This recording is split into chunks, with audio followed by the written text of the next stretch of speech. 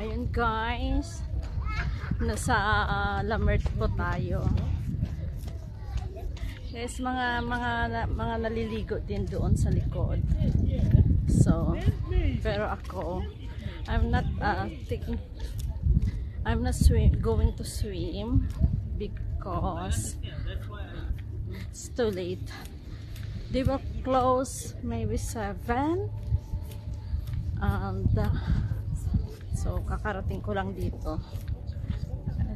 Guys, it's 7 o'clock na in the evening pero ang liwanag pa rin kasi guys, summer. Ayun, summer, ang ganda no. Ayun guys, ang dagat, papakita ko sa inyo yon, ang dagat.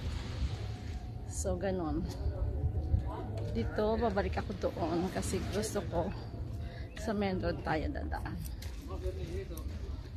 Ayun lang guys, kakatuwa lang, kakatuwa. Ayan guys, ito yun yung Lamert, ito yung back niya, behind ko. Ayan yung dagat doon guys. So mini guys, pasara na kasi sila ng 7, umiikot na yung security, pinapaalis na yung mga nasa water. So ito yung kanilang ano guys, toilet. Maganda dito, maganda na pala maligo ng ganitong oras. Pero guys, kasi pag ganitong 7, private kasi to, nagsasara na sila. Ayan o. So ako gumagala lang. Pero doon kasi sa G3 naligo din kami last time. So ayan, papalabas na tayo guys, doon tayo iikot sa kabila.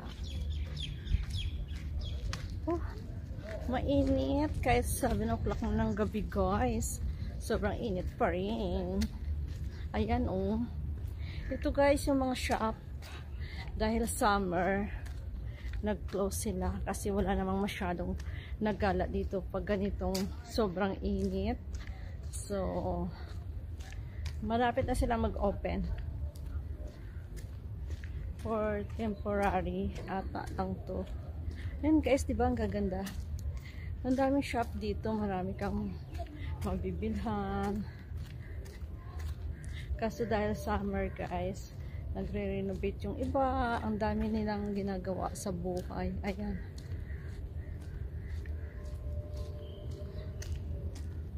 ayun guys, doon tayo galing kanina sa area na yon. Ayun, dito tayo pupunta sa area na to, going home. Ayun guys, yung ilaw, diba ang ganda, para na ako naglalakad sa ano, sa plaza. Parang may disco lang guys. Pag sa Pilipinas parang may disco lang. Ito, at least nakapag-walking na naman tayo. Ayan guys, uuwi na tayo. Ayan oh, ganda ng view, diba? Ayan, nakapag-walk naman tayo at least 15 to 30 minutes guys. So mayroon pa akong time to go home, kaya ganito na lang, ligo-ligo.